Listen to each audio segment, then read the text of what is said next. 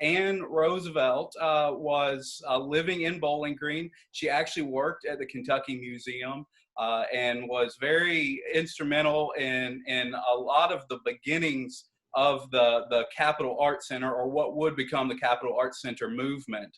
She was part of those early groups and planning sessions that took place at a number of locations, from the Royal Music Company. I've heard stories about them sitting around a Formica table there at the Royal Music Company, I think there were a number of meetings held at around some area banks and the Warren County Public Library. So a lot of those, just really informal meetings where they were discussing what they were wanting to do, their vision for it. And I believe for the most part, it was realized with the Capitol Art Center, and hopefully continuing to be realized through us at SkyPack today.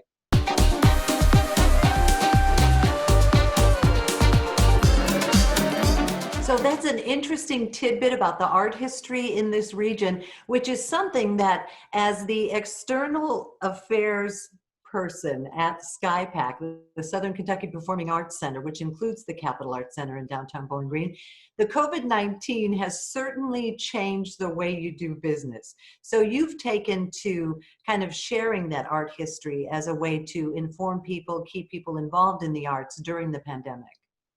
Absolutely, yes. To your point, not exactly a great time to be in the business of bringing large amounts of people together into one small space. So not particularly small, but at least one area.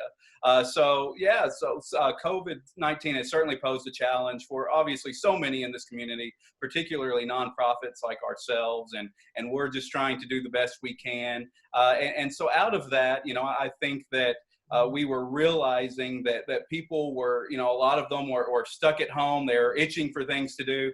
And so, we saw this as an opportunity that we could really continue to communicate, make sure that the arts were still a part of people's conversations and a part of their lives. And I think that as we got into this, just realizing the very interesting parts of the history, like you say, the points with the Roosevelt connection, but so many other stories that have come up that we've shared and also looking forward to sharing.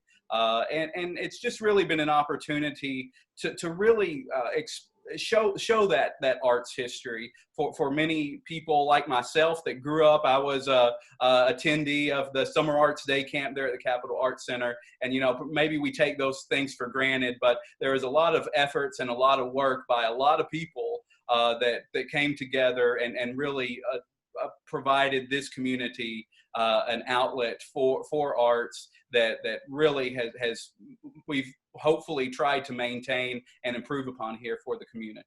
All right, here's the big question. So we always ask our guests, living or dead, if you could sit down and have a cup of coffee and a conversation with anyone, who would that be?